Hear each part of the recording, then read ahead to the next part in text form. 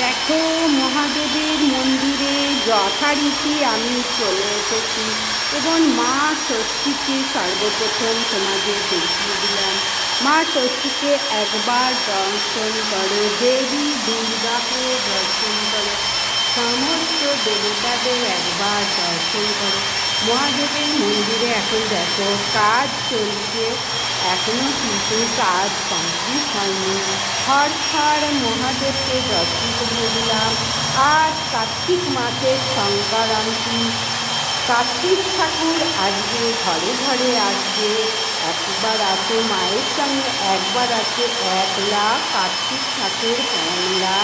দেখো, আমি মন্দির মহারাজ এবং সমস্ত দেবী দুর্গা মাতা পার্বতী শ্রীকৃষ্ণ গোবিন্দ সমস্ত দেবতাদের দেখিয়ে দিলাম, দেবী দুর্গার স্থানকেও দেখিয়ে দিলাম। দেখো, তোমরা সমস্ত একবার দেখো, দর্শন করো। ভিডিওটা ভালো লাগলে লাইক সাবস্ক্রাইব শেয়ার করে দিও।